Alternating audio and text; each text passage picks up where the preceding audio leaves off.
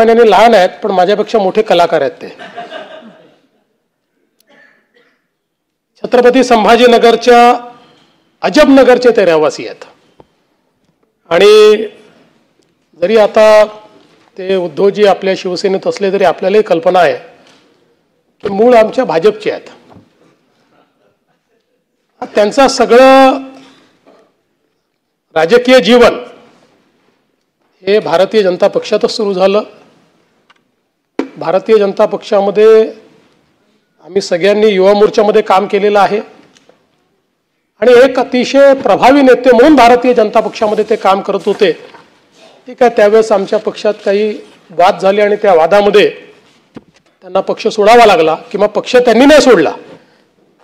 त्या वादामध्ये पक्षाने त्यांना सोडलं आणि मग ते तेव्हाचा आमचा मित्र पक्ष, आता आमचा मित्र पक्ष आहेच, फक्त थोडे काही बदल झाले आहेत. अशा शिवसेनेमध्ये त्यांनी त्या ठिकाणी प्रवेश केला. पण त्यांचं संपूर्ण राजकीय जीवन जे घडलं ते भारतीय जनता पक्षामध्येच घडलं.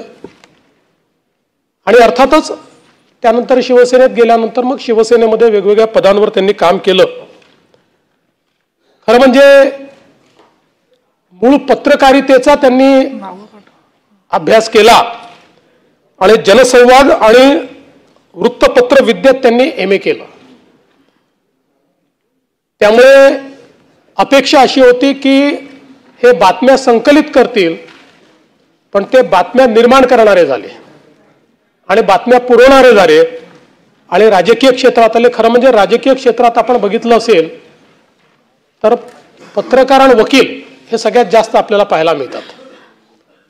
आणि मला असं वाटतं एका चांगल्या पत्रकाराला आपण मुकलो, पण एक चांगला नेता हा या सभागृहाला या ठिकाणी मिळाला.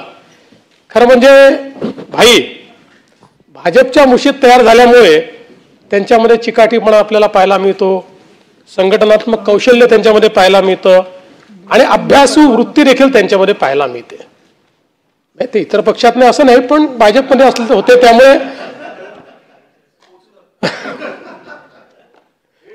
15 वर्ष काम केलं त्यांनी भाजपमध्ये, थोडं का नाही. आणि मग अर्थात उपजिल्हा प्रमुख म्हणून, महापालिकेचे नगरसेवक म्हणून, सभागृह नेता म्हणून, शिवसेनेचे जिल्हा प्रमुख म्हणून आणि मग आमदार म्हणून देखील त्यांनी या ठिकाणी काम केलेलं आहे. त्यामुळे सामान्याच्या प्रश्नाची जाण ही अंबादासजींना चांगल्या पद्धतीनं त्या ठिकाणी आहे. 2014ला विधानसभेची निवडणूक देखील त्यांनी लढली होती. काही कारणाने ते त्या ठिकाणी विधानसभेच्या त्या निवडणुकीत पोचू शकले नाहीत. पण 2019ला म्हणजे 14ची निवडणूक आम्ही आमोरासमोर लढलो होतो. त्यावेळी मला वाटतं प्रशांत बंबच्या विरुद्ध त्यांची हे झाली होती. पण 19ला ज्यावेळेस ते या पदाकरता निवडणूक लढले त्यावेळी मात्र आम्ही सगळे एकत्रित होतो. त्यांना पूर्ण